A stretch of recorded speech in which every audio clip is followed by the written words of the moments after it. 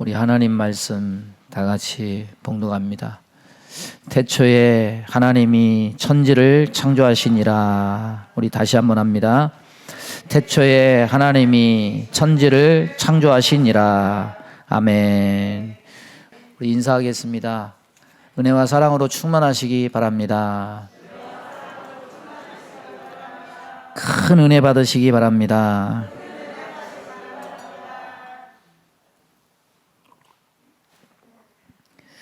창세기 1장 1절 말씀 가지고 하나님이 창조하셨다, 이런 제목으로 말씀을 전하겠습니다. 뭉치면 살고 흩어지면 죽는다, 이 말을 이승만 대통령이 했다고 알고 있습니다. 그런데 몽골의 광야에서는 이 말대로 하면 안 된다고 합니다. 여기서는, 몽골에서는 뭉치면 죽고 흩어져야 산다고 합니다. 이 땅이 너무 척박해서 초목은 한정됐는데 말과 소와 양과 염소, 가축을 이웃집과 함께 모으면은 풀이 부족해서 너도 죽고 나도 죽고 함께 망하는 땅이다. 그래서 유목사회는 뭉쳐서는 안 되고 서로 흩어져서 살아야 생존이 가능한 사회라고 합니다. 뭉치면 살고 흩어지면 죽는다. 우리는 논리적으로 당연하다고 인정하고 있지만은 이런 말도 환경에 따라서 그 논리가 허물어지는 것을 보면은 이 사람은 자기가 처한 형편에만 초점을 맞춰서 모든 것을 해석하고 이해하는 좁은 시야를 가지고 있구나, 이것을 알 수 있습니다. 어려서 신문에서 많이 봐왔던 것들이 있습니다. 그게 뭐냐면 석유에 관한 겁니다. 그때 뭐라고 배웠냐면, 석유는 고대의 공룡들이 그 시체나 식물들이 썩어가지고 그렇게 된 거다. 아니면은 옛날에 있던 바다의 플랑크톤이 변해서 석유가 된 거다. 그 시절에는 석유를 유기물로 봤습니다. 그래서 어떤 걱정을 했냐면, 이렇게 석유를 펑펑 쓰다 보면은 앞으로 30년 후면 고갈되어질 것이다. 제가 어린 나이에 걱정을 무척 했어요. 내가 어른이 돼가지고 석유가 없어지면, 이 세상에 석유가 없어진다니, 걱정하면서 나의 미래에 대해서 그렇게 생각했던 것들이 기억이 납니다. 그런데 오늘날 보세요. 석유 없어질 거 걱정하는 사람 한 사람도 없습니다. 오히려 석유값이 올라가지고 걱정을 하지. 인류가 쓰는 석유를 쓰는 양은 그때보다 줄어든 것도 아닙니다. 훨씬 2배, 3배 점차 더 늘어났습니다. 30년 후면 고갈된다는 석유가 지금도 펑펑 나오고 매장량이 얼마인지도 측정을 할 수가 없습니다.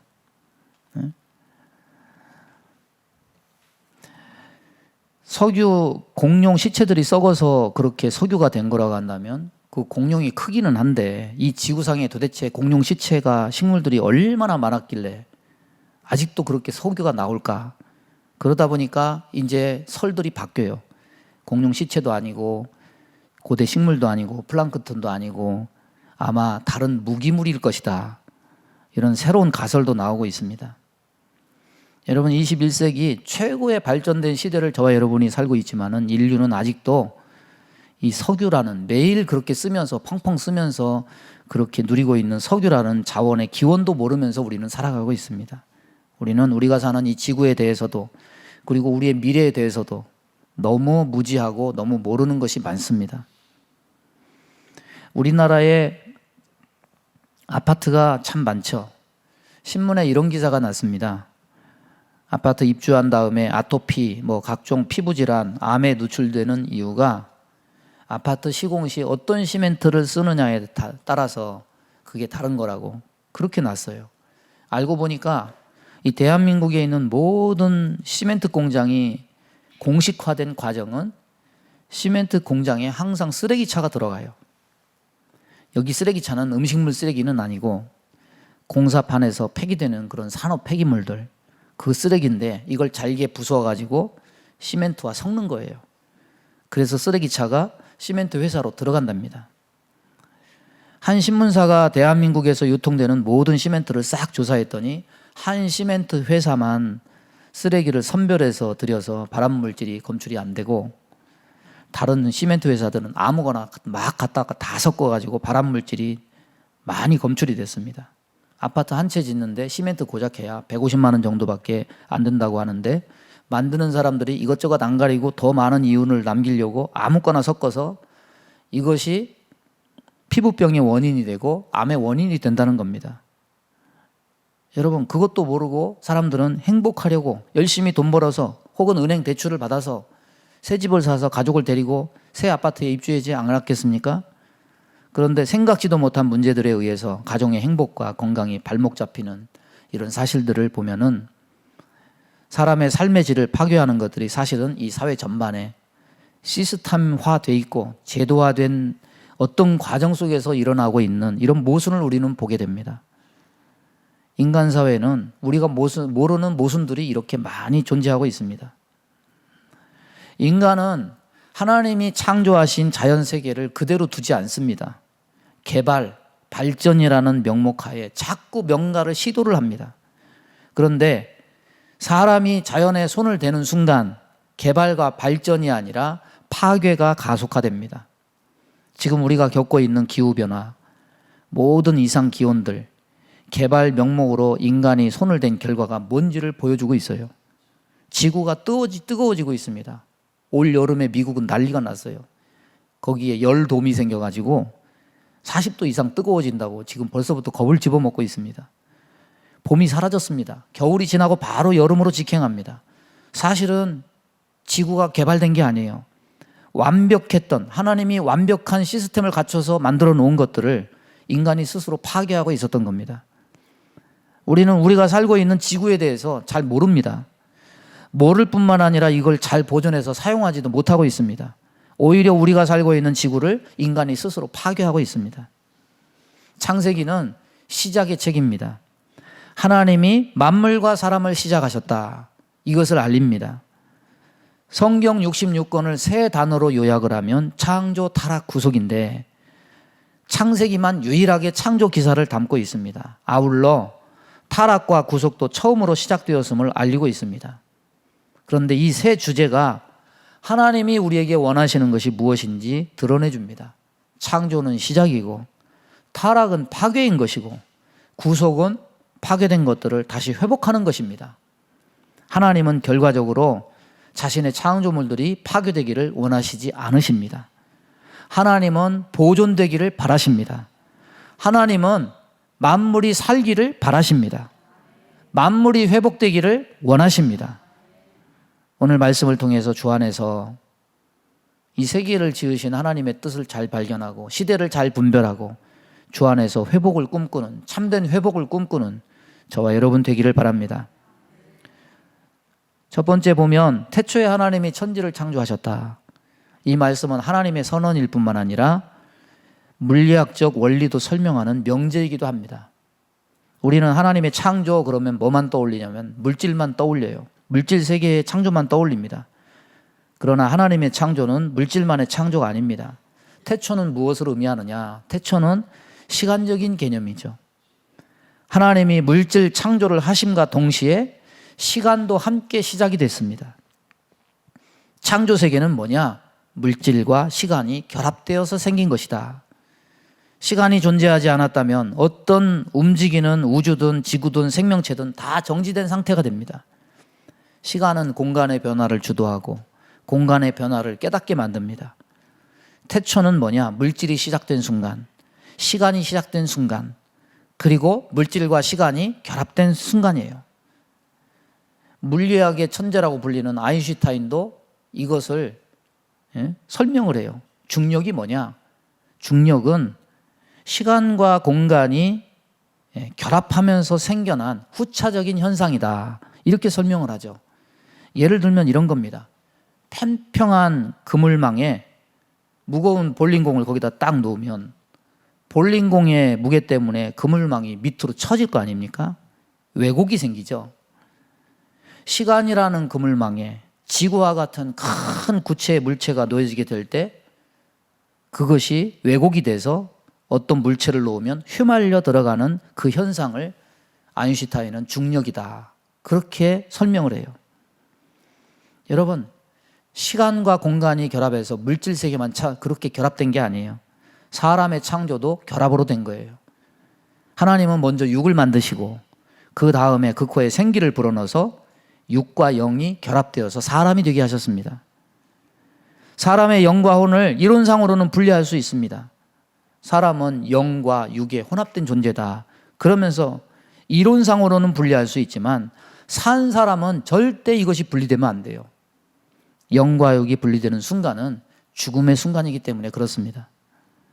마찬가지로 만물 속의 시간과 공간의 개념은 달라도 분리해서 생각될 수 없는 하나로 혼합된 거예요. 그러면 이 만물을 만드신 하나님은 어떻습니까?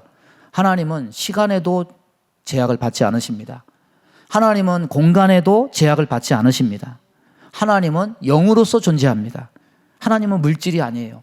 육체가 없습니다. 그래서 하나님의 세계에는 공간적인 개념이 없습니다. 하나님은 피조된 공간을 초월해서 계십니다.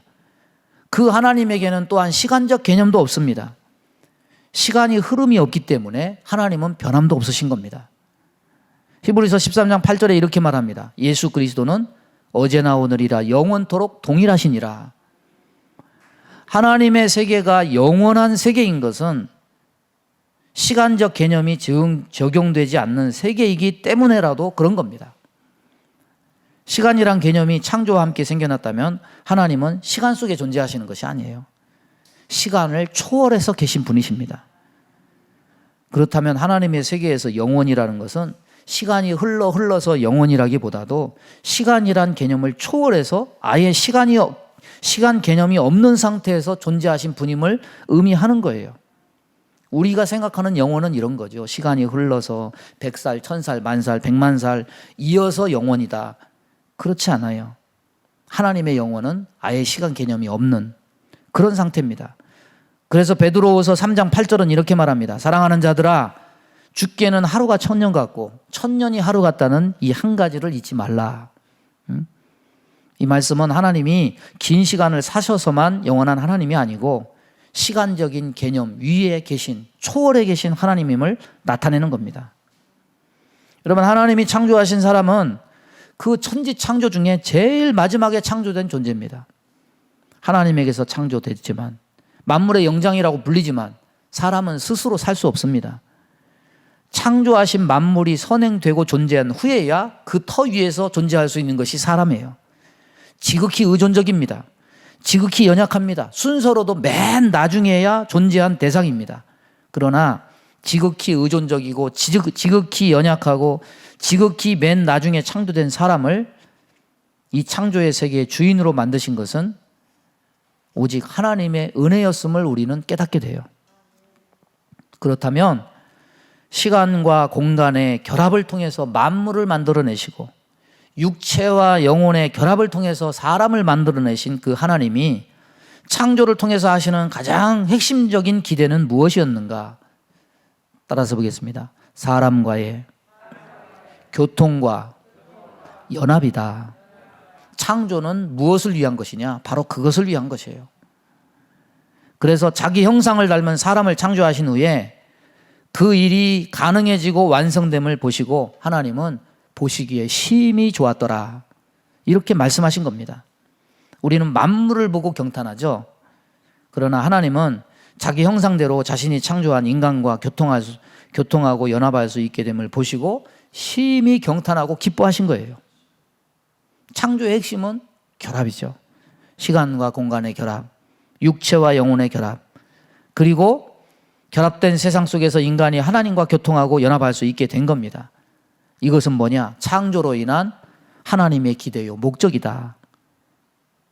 그러나 우리가 오늘 주목해야 될 것은 뭐냐? 원리는 이렇고 성경은 이렇게 설명하지만 과연 우리가 사는 이 세상은 바로 성경이 말하는 원리대로 하나님의 기대대로 하나님의 목적대로 흘러가는 거예요. 그렇지 않죠? 이 세상은 하나님에 대해, 하나님의 창조에 대해 그 방향으로 흘러가지 않아요. 이 세상은 두 가지 방향으로 흘러가요. 첫째는 뭐냐? 첫째는 부정입니다. 태초에 하나님이 천지를 창조하시니라. 세상에서 가장 논란이 되고 도전받는 것 중에 하나가 바로 이 창세기 1장 1절입니다. 지난 20세기에 생겨났던 창조에 대한 도전은 진화론이었죠. 진화론은 가설이지 과학적 사실이 아니에요. 과학적 사실은 실험을 통해서 증명된 것이 과학적 사실입니다. 그런데 진화론은 과학적 사실이 될 수 없습니다. 왜? 관찰과 실험을 거치지 않았기 때문에. 이거는 가설일 뿐이에요. 이 진화론의 도전의 본질적 핵심은 뭐냐? 하나님의 존재 부정 아닙니까? 그리고 오늘날 우리는 21세기에 들어와 살고 있습니다. 21세기 들어와서 생겨난 창조에 대한 도전은 뭐냐? 성의 경계를 허무는 도전입니다. 일곱 빛깔 무지개처럼 내 선택이나 내 지향에 따라서 수많은 성 정체성을 내가 선택할 수 있다. 동성애 등 수많은 성 전체성 역시 창조에 도전하는 행위죠.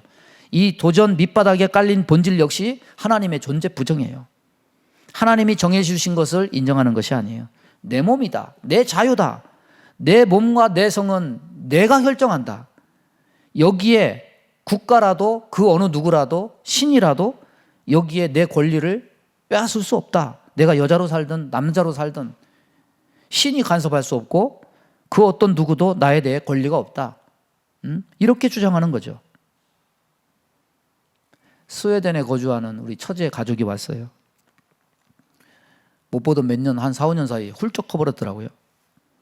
얘기를 나누는 중에 그 북유럽 사회의 젊은이들의 풍속, 또 아이들 또래의 그 정신 상태, 이런 현실에 대한 얘기를 들었어요. 북유럽 국가들 역시 결혼을 젊은 사람들이 안 해서 문제래요. 그래서 어떤 제도가 생겨났느냐? 혼인신고 안 하고 동거만 해도 국가에서 결혼처럼 인정해주고 집을 준대요. 가서 살라고. 어떤 의도에서? 어차피 결혼해도 애를 안 낳는데 동거해서 애를 낳으면 출산율 올라가는 거니까 좋은 거 아니냐.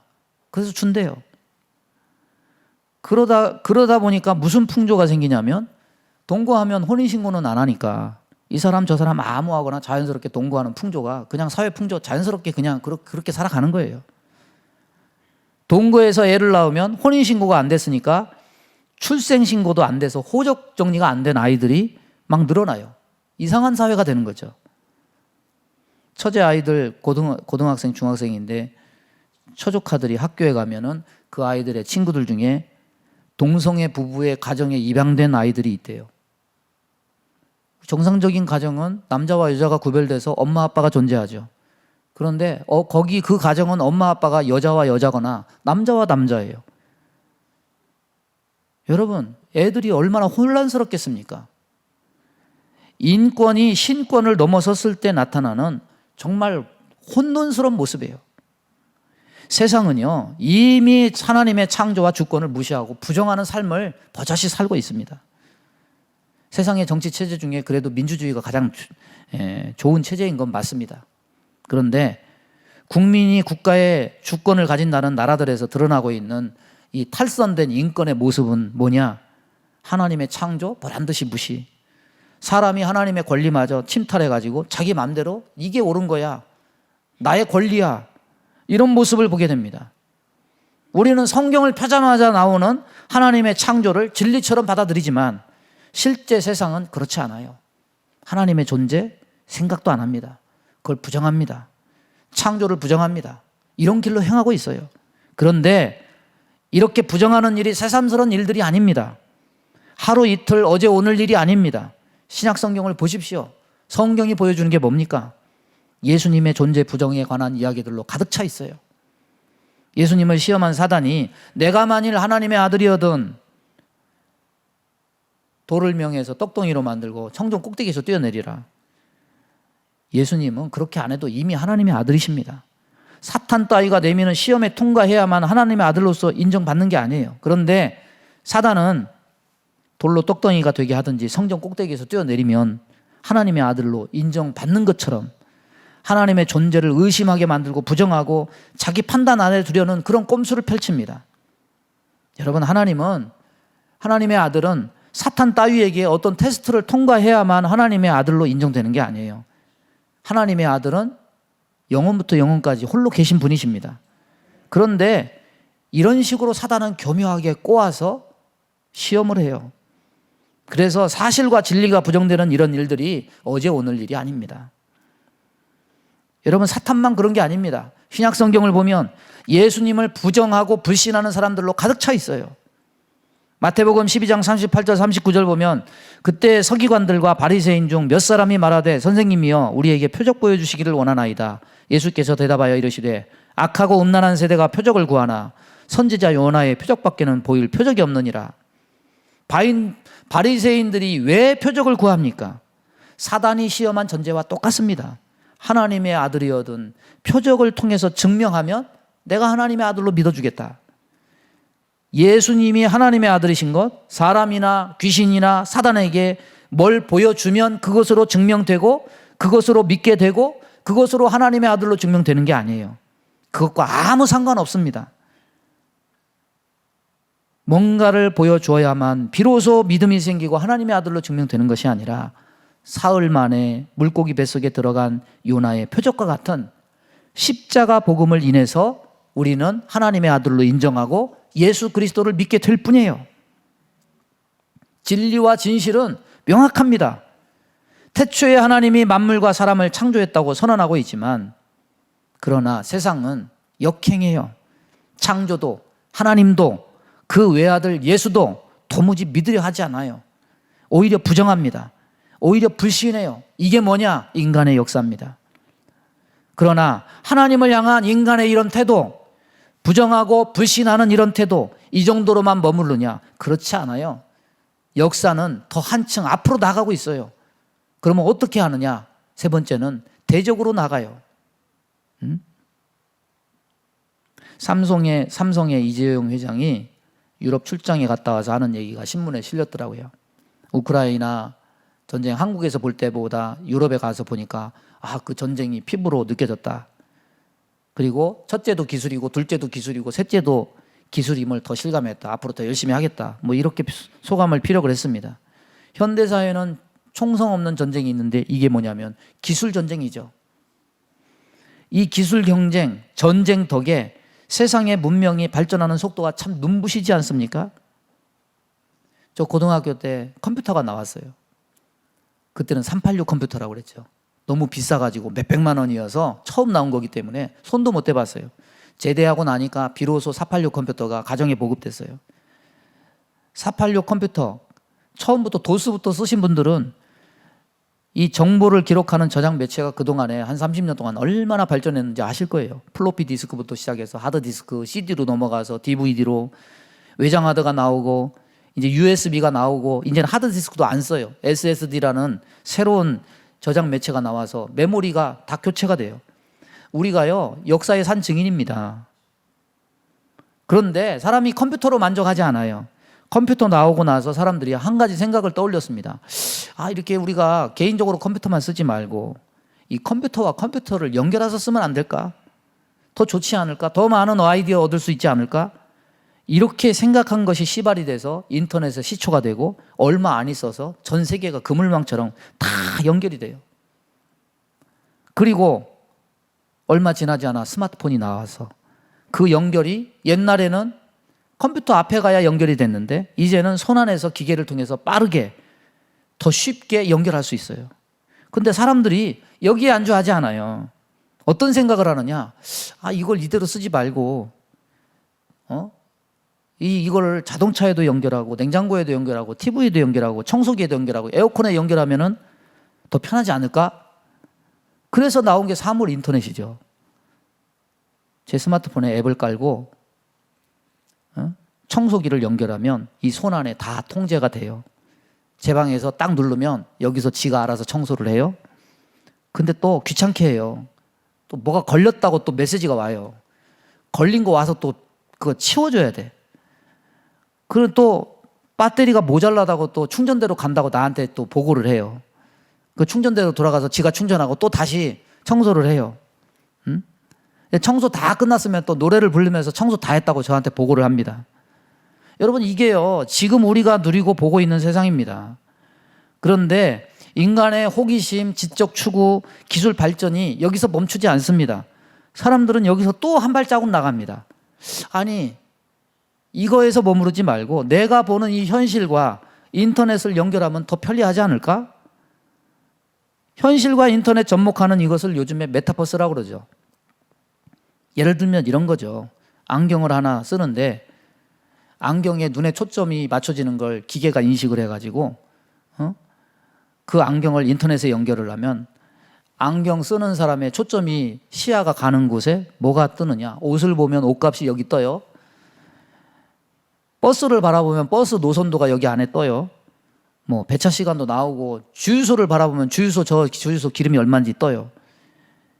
세상은요 어떻게 가고 있느냐. 연결할 수 있는 것을 다 연결하는 초연결 사회로 진화하고 있어요. 스마트폰 갑자기 출현해가지고 모든 사람이 스마트폰 쓰기 시작한 거 불과 12년밖에 안 됩니다. 이 메타버스요 앞으로 실생활 속에서 자연스럽게 사용하는 때 7, 8년 후면은 다 일상화가 될 것이다. 이렇게 얘기해요. 여러분, 이렇게 세상이 발전하고 있어요. 초고속으로 발전하는 이 세상 속에 더 경시되고 더 부정되는 것은 두 가지일 겁니다. 하나는 하나님이 보시기에 좋았더라. 창조물 중에 가장 최고의 걸작품으로 뽑는 이 사람의 생명에 대한 경시. 반드시 있어질 거예요. 두 번째는 뭐냐? 만물과 창조의 근원이신 하나님의 존재 부정. 기계가 발달하고 모든 것이 다 연결되는 초연결 세상이 되면 인간의 지식도 인간의 노동력도 이제는 앞으로 기계를 따라가지 못해요. 그렇게 되면 인간의 가치는 기계보다 못하게 돼요. 인간은 이제 잉여 인간이 되는 겁니다. 인간이 인간을 훨씬 능가하는 창조물을 만들게 되면 하나님의 존재에 대해서 더 우습게 생각하고 그 전보다 더 부정하고 멸시하고 조롱하게 될 거예요. 여러분, 하나님이 왜 세상을 창조하고 사람을 창조하셨을까요? 하나님은 만물과 연결하고 접속하려고 세상을 창조하신 것이 아닙니다.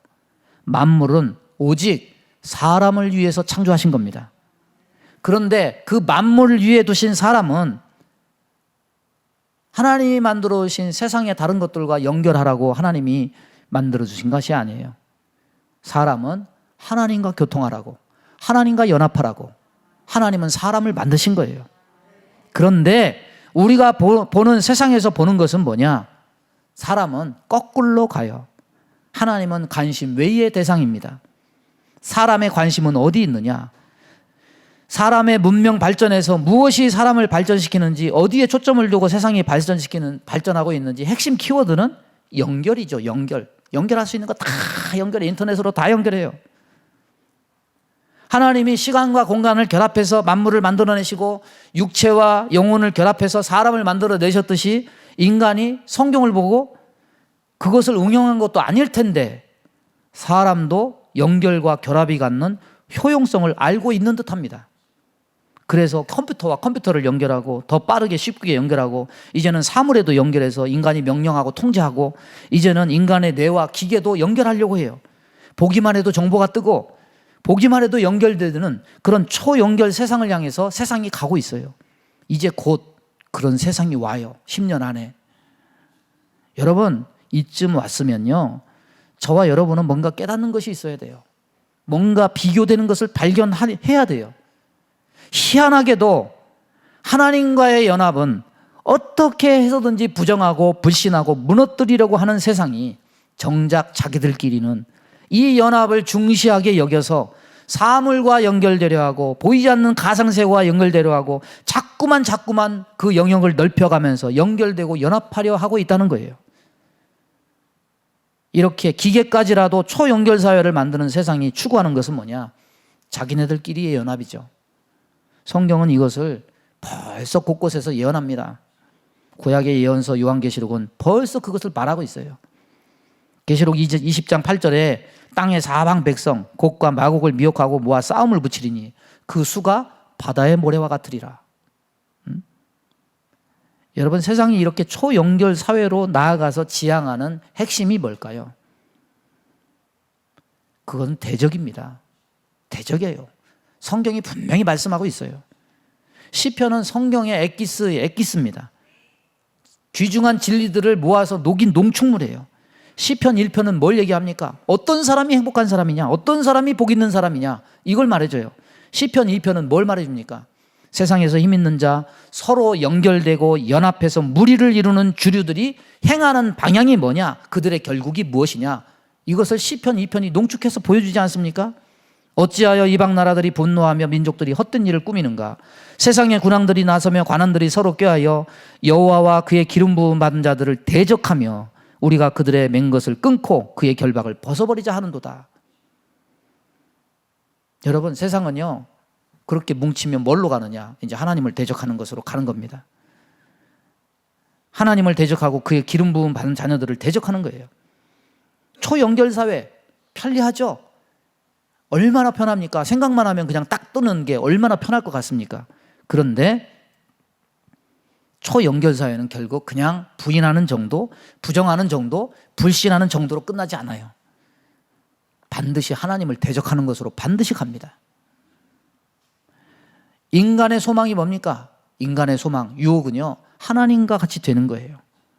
인간의 교만이 하늘을 찌르는 겁니다. 결국 그렇게 세상은 흘러가고 성경의 예언대로 가요. 여러분, 인간이 하나님을 대적하는 것이 어디 한두 번입니까?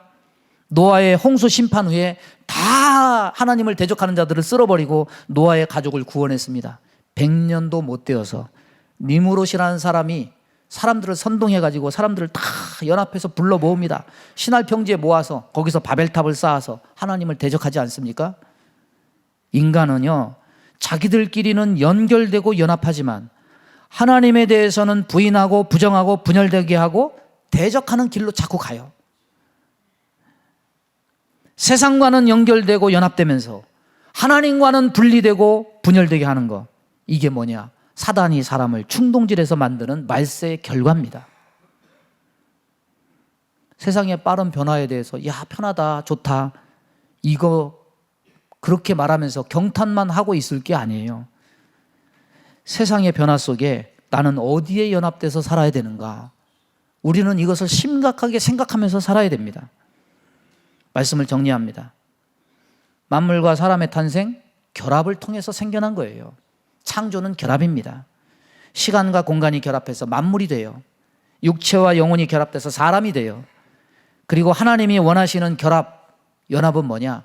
하나님과 사람이 교통연합해서 그렇게 사는 것이 하나님의 기쁨이고 인간의 행복의 비결이에요. 하나님이 우리를 창조해서 얻어내시려는 결과의 핵심은 우리예요. 인간이에요. 우리와 교통하고 연합하는 거예요. 그러나 역으로 모든 만물과 사람의 불행은 어디서부터 시작되느냐? 하나님과의 분리에서부터 시작되는 거예요. 그로 인해서 인간의 육체와 영혼이 분리돼서 죽음이 오고 로마서 말씀처럼 시공 속에 존재하는 모든 만물들이 생명을 유지 못하고 늙고 병들고 사라지는 변화되는 그래도 분리돼서 신음하고 고통하는 그런 현상이 생겨나게 된 겁니다. 사단은 하나님과의 결합을 방해하기 위해서 부정하고 불신하게 하고 대적하게 합니다. 그 대신에 엉뚱한 것과 연합과 결합을 시도해요. 과학기술 문명과 인간의 몸의 결합을 시도하고 인터넷과 뇌의 결합을 시도하는 그런 초연결사회, 힘 있는 사람과 연대하고 연합해서 하나님을 초월하고 능가하는 세상을 꿈꿉니다. 그러나 시간과 공간을 결합하고 육체와 영혼을 결합시키신 창조주를 인간이 만물과 사람과 초연결, 초연대 연합한다고 해도 능가하거나 이길 수 없습니다.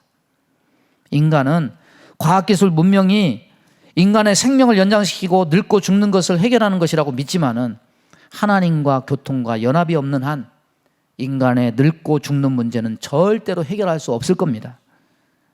말세가 뭡니까? 말세는요 예수님이 오신 때 그리고 예수님이 다시 오시는 그 사이를 말세라고 부릅니다. 말세를 사는 자녀들에게 예수님이 이렇게 말씀하십니다. 마태복음 16장 3절에 아침에 하늘이 붉고 흐리면 오늘은 날이 굳겠다 하나니 너희가 날씨는 분별할 줄 알면서 시대의 표적은 분별할 수 없느냐? 여러분, 오늘날 우리가 보는 세상은 아마도 그 말세 중에 주 오실 때가 한층 더 가까이 선 때가 아닌가 싶습니다. 이제는 부정과 불신은 넘어서는 시대가 오고 있어요. 하나님과는 멀어지고 엉뚱한 것과 더 밀접하고 연대하고 연합하려 하고 있어요. 결국 그것은 하나님을 대적하는 길로 반드시 가요. 여러분, 어떻게 살아야 되겠습니까? 엉뚱한 곳에 기대서 교통하고 연합하려 하지 말고, 결합하려 하지 말고, 우리가 연합할 것은 오직 그리스도밖에 없습니다. 엉뚱한 것에 우물 파지 않기를 바랍니다. 터진 웅덩이 파봐야 거기에는 생수가 없습니다. 우리의 한 우물은 그리스도밖에 없습니다. 창조의 원리 뭡니까? 결합이에요. 맞아요. 시간과 공간이 결합해서 만물이 되고 육체와 영혼이 결합해서 인간이 되었기 때문입니다. 그러나 뭐니 해도 창조의 핵심 중에 핵심은 하나님과 인간의 교통과 연합입니다. 창조의 원리 변하지 않습니다. 하나님이 창조한 사람은 하나님과 연합되어야만 살게 될 것이다. 이것은 성경의 진리예요. 주님과 교통하며 교제하는, 연합을 잃지 않는 성도가 되기를 주님의 이름으로 축원합니다. 우리 주여 한번 부르고 합심하여 기도합니다. 주여, 하나님 아버지, 오늘도 주의 말씀을 저희들에게 허락해 주심을 감사합니다. 성령님, 이 말씀 듣는 자마다 아버지 하나님, 세상과 짝하지 말고 오직 하나님과 연합되고 교통하고 교제함으로 생명을 누리고 은혜를 누리고 영생을 누리는 자들 다 되게 하여 주옵소서. 이 시간도 주의 백성들 심령에 변화가 있게 하여 주옵시고 열매가 있게 하여 주옵시고 소망이 있게 주님께서 복내려 주옵소서. 예수님의 이름으로 기도하옵나이다. 아멘. 믿음의 손을 가슴에 얹습니다. 몸이 아픈 곳에 손을 얹습니다. 주님, 하나님 나라 가는 길에 우리는 무엇과 짝해 있습니까? 무엇과 연합해 있습니까? 하나님, 세상은 정말 눈부시게 발전합니다. 정말 깜짝깜짝 놀라게 발전하고 있습니다. 그러나 우리는 주님과는 얼마나 연합되어 있습니까? 하나님, 어두운 세상 속에서 진리를 분별하고 주 오실 때를 분별해서 세상에 속한 자가 되는 것이 아니라 하나님 안에 속한 자가 되어서 주님과 교통과 연합을 통해서 영생과 생명을 누리는 자들 다 되게 하여 주옵소서. 우리 마음 가운데 원망, 불평, 시기, 질투, 미움, 다툼, 이간질하며 불순종, 불신앙케 하며 불안, 초조, 염려, 근심, 두려움을 주는 모든 어둠은 다 떠나갈지어다. 세상에 속한 모든 욕망을 다 버리고 주님과 연합하고 주님의 인도를 따라 하나님의 뜻대로 사는 복된 백성 다 되게 하여 주옵소서. 몸이 연약한 곳에 손을 얹고 기도합니다. 손을 얹은 곳마다 주님의 보혈로 씻어주시고 성령의 불로 태워 주옵소서. 예수 이름으로 명하노니 모든 병만은 다 떠나갈지어다. 영과 육을 깨끗게 하여 주옵시고 온전히 하나님과 연합되어 생명길, 은혜의 길, 소망의 길을 가는 복된 백성 삼아 주옵소서. 예수님의 이름으로 축복하며 기도하옵나이다. 아멘. 십자가에서 보혈을 흘려주신 예수 그리스도의 은혜와 하나님 아버지의 만극하신 사랑하심과 성령님의 교통하심이 세상에 연합하고 하나가 되는 것이 아니라 주님과 하나 되고 주의 인도함을 받아 천국 가는 길에서 승리하고 영생을 얻기를 소원하는 사랑하는 성도들의 개인, 가정, 생활, 사업, 자녀, 범사 위에 성일교회 위에 영원토록 함께 있을지어다. 아멘.